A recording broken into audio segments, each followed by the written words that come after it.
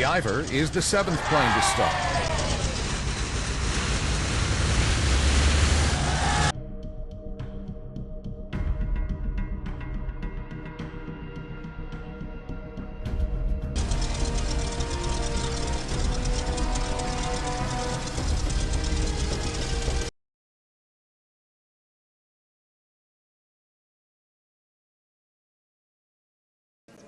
The UIVER has sunk into the rain-soaked turf up to its axles. The crew asks Cecil Meredith to take charge. I've been talking too much to Campbell Black the last 3 days. I've got somewhere to get him to talk. I've never made a speech.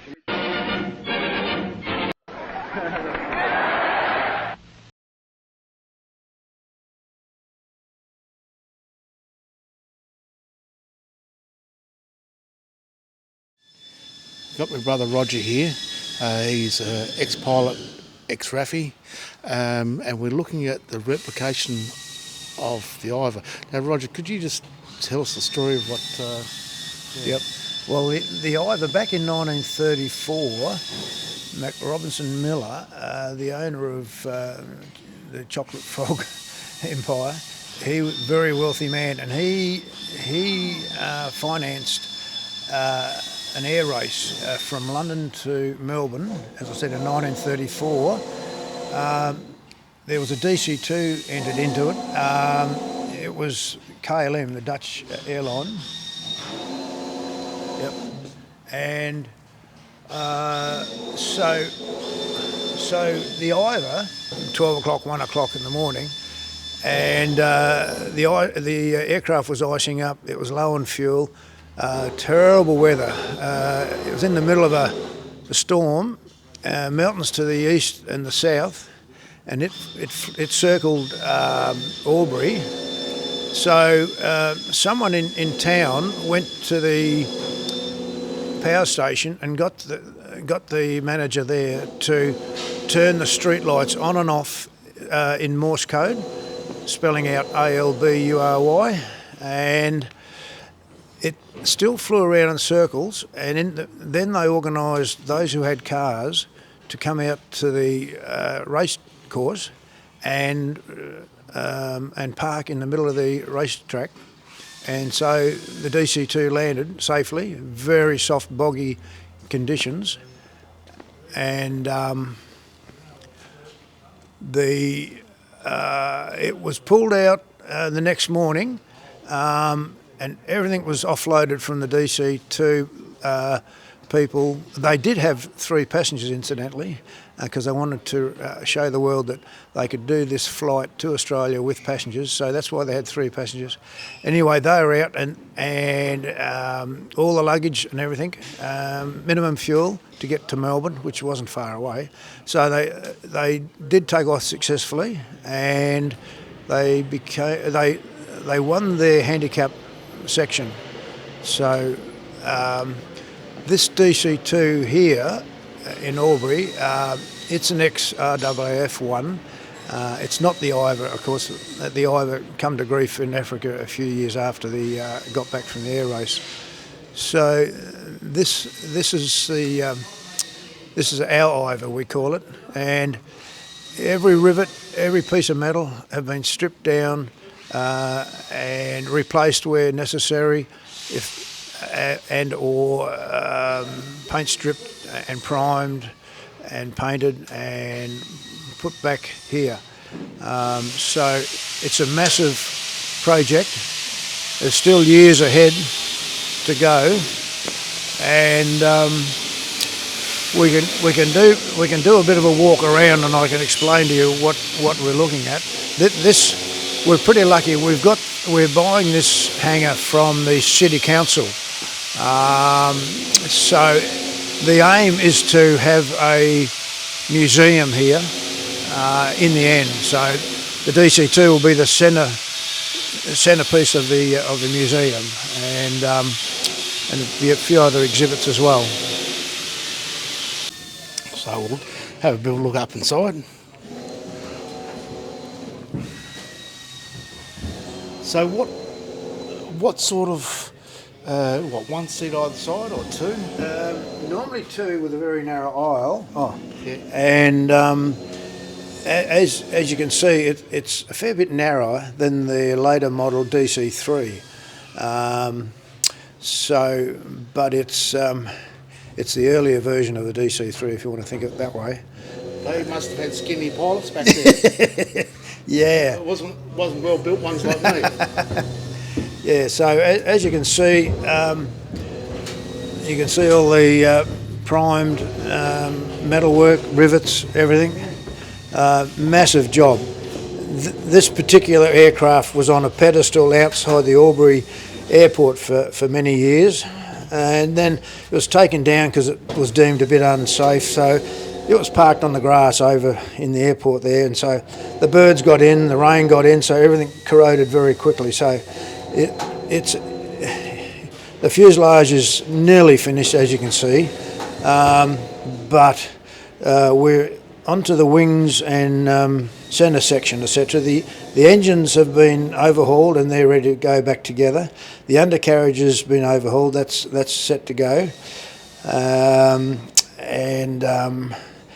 But we've still got years ahead because it's all very painstaking. Every rivet's got to come out, every panel come off, and if it's too badly corroded, it gets discarded and replaced by a new one. However, a lot of the stringers that need replacing, they're very expensive and we have to get them from America, so I'm not too sure how we're going to go. So this first part just here, Yeah. would that be the nav station? Yeah, navigation and radio operator. Yeah. Here, and obviously that's where the Two pilots there. Yeah, that's it. Yeah. Why have windscreens? You can't see the bloody thing. It's just for the birds. Yeah, just for the birds. Yeah, that's it. Look in. Yeah. Up into the, I was going to say nose cone. That's wrong. It's up in the tail. Tailplane. Yep. Corroded it is. Okay, this is a part of the shroud of where the engine goes, and you can see. If Roger just points to the corrosion of where the... See the condition it is? Yeah, it's not real good. Not real flash. Yeah. No. Incidentally, the aircraft will not fly again, but we're taking it back as true as we can to original. It's just mind-blowing the work. It's pity it's not going to fly. Well, yeah. Rudder will be covered with fabric, as the original ones were. Well, that'll be a fair bit of drag on the airplane while it's up there. I would have thought that would have been metal. Yeah, they did make them out of metal after a while. Or aluminium, yeah. Aluminium, yeah. So come right in here and have a look at the wings.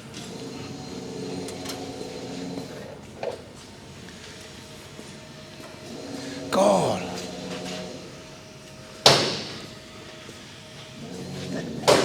Holy. And you can see the mess that it's in. Corroded. Everything's. Most of this will have to be replaced. They're spar caps, and they've been riveted out. The tail's got to be knocked out yet. So a lot of these will have to be replaced. Very expensive, but maybe some of it can be cut And shut, and a new piece put in rather than put in the whole lot, which is very expensive. But because it's not going to fly again, is it really necessary to do that? That's the debate we're having. Yeah. That's a good point. We're trying to be as authentic and true to the aircraft as possible, but there is a limit, a financial limit that I think we'll have to resolve. You know. So if you come down here. These numbers on here. Yeah. Representing anything. Yes. Yeah.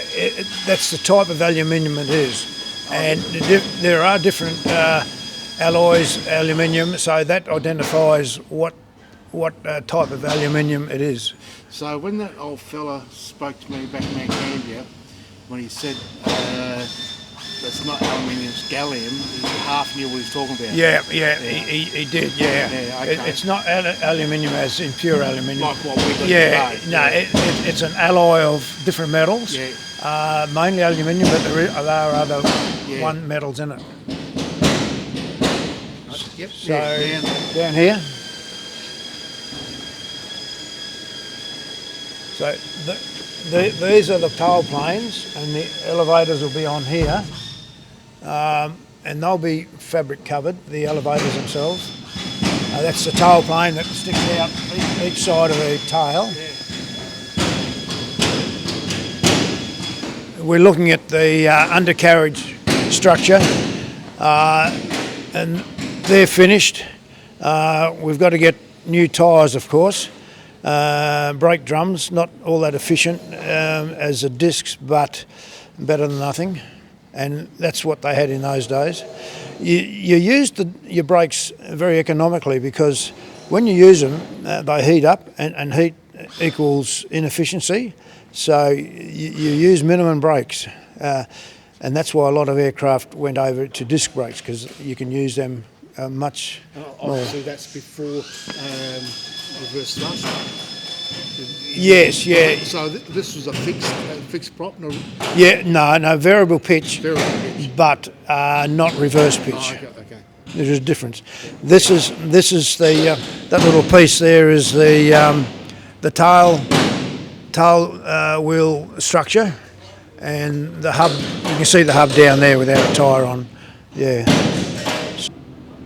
Okay, what we're looking at here is one of the engines, a 9-cylinder Pratt & Whitney, and it runs on high octane petrol. So there's this one here, and we also have another one under covers here. We're waiting on some spares to be put in.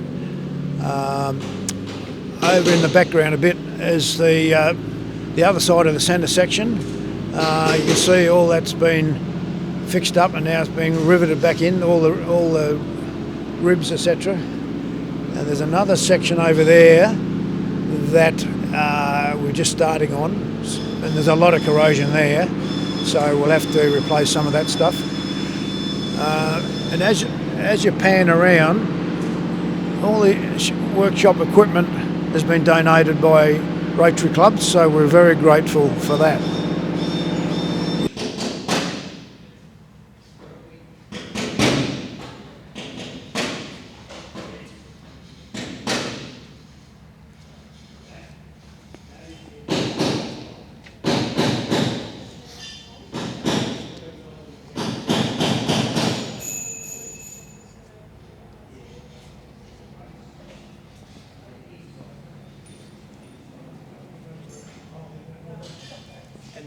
And the undercarriage, what we're just looking at, Yep. that's what it looked like. That's it, yeah, and you can see the engine nacelles that were looked at very badly corroded. A lot of that will have to be replaced.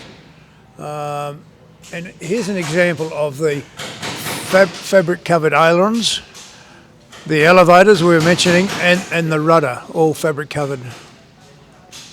Yeah, I would have thought when any time you're doing any steering, Yeah. that's against the force would have to be fairly strong. Yeah, exactly. Yeah. But I know what you're saying. However, the elevators have horns. So as the elevator moves, there's a horn that goes up and assists in the mechanical leverage, because there's no hydraulics, it's all mechanical cables. Yep.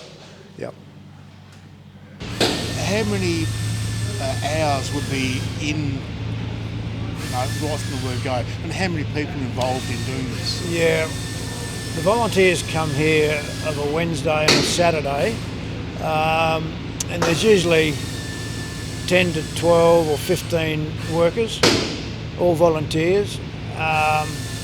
So how many hours? A lot. And I don't know whether anyone sat down to work it out, but we're a long way from completing. but by the same token, we've done a hell of a lot. That fuselage was just like these corroded pieces here. As you can see, they're looking pretty good. And so there's not many aviation people involved here. I'm one, and there's another one, but generally they're interested in aircraft. They may not have the skills, but they learn as they go with some supervision. And replacing a lot of the cowling, as you can see, a lot of it's got to be remade, and working flat sheets of aluminium into curves is a definite and difficult skill required. Was their thing. Some aircraft are painted, some aren't. The thing is with paint, there can be corrosion starting and you can't see it until it's really affecting the paint.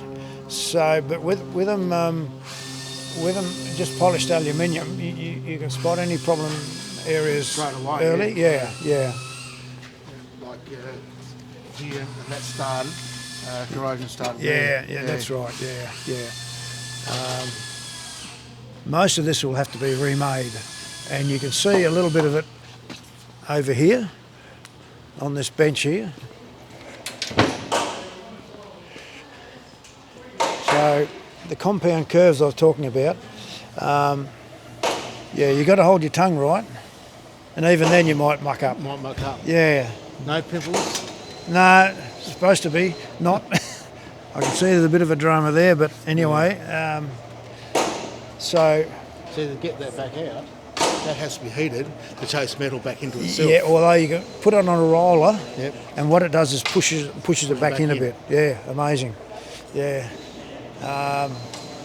You got to hold your tongue right. The elevators and the ailerons there that have to be covered yet, but that's okay. 2 propellers have been overhauled, they're right to go on. Nose cone's right. That's the door that has to be fitted. It's a largish door. They call them the cargo door, where they can put large items in the fuselage, whether it's pallets or a jeep or something like that. And that smaller one, that's just if you're just using personnel. Personnel door, yeah. Because those jeeps were made back originally for the soldiers to pull them apart and use on their back up over dunes or mountains or whatever it was and put them back together. I was told by how many parts, but 3 or 4 guys to do that. Yeah. They used to arrive at their destination in a large wooden crate. That's it, yeah. And so you'd take the lid off the sides, and here's the jeep sitting there, and you put the wheels on, the engine's already there, a few other bits and pieces, and it's right to go. Yeah. There's a couple of stories I was told where a section, or it might have been a platoon, I'm not too sure, but a section had to move the jeeps, a couple of jeeps where they couldn't drive. And that's what they did. They pulled them apart, moved them up over the sides, over the mountains and where it was, through water or whatever, and get to the other side and off they went again. That was the beauty of the Jeep. It was simple, rugged, yes, and did a good job. Yes, yeah. And a lot of people mightn't have seen the Jeeps back in them days, but so I use the words, you know what a mini moke is, well that's not much bloody different. Exactly. Yeah. Oh, this is excellent. And you know, part what gets me, it's all volunteer work, and it's all done by donation, and the help of the council and the aviation federation around, I dare say. Well, that's the flight of the UIVER, where the great race, Sir Macpherson Robinson Air Race, or McRobinson Trophy, London to Melbourne Air Race, where the UIVER in the Douglas DC-2. Along the way, it lost its way in Albury, hit by that bad storm. The town folk got together, flashed Morse code through the street lights, got cars onto the airstrip where it had to light up the airstrip for it to land. So it's all a bit of a story just there. That's it in a nutshell. But it came second but it came first in its class. So overall, it did a pretty good job. Came second and first in its class. I reckon it's pretty good. Then it's getting restored at Albury, at the airport. If you're going through Albury Wodonga, that area, call into the Tourist Information Centre and ask them about the IVER. Maybe drop a donation in if you could. Go out to the airport and there'll be someone there around there to guide you, even maybe take you around through it. They do tours on it, and I'll put all that up in the description here in a minute. On the information I've got in front of me, they do arranged tours, and there is somebody to talk to. But I'll set all that up for you.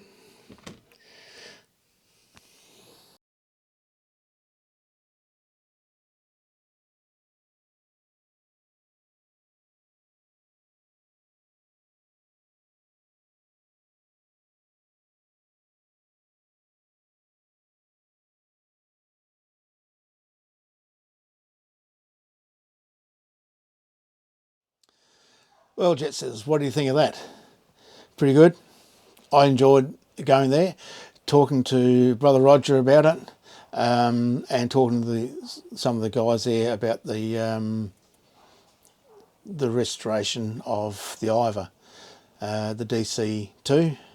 That was interesting. Anyway, not too sure when our next video is coming out. I definitely don't know what it's going to be about.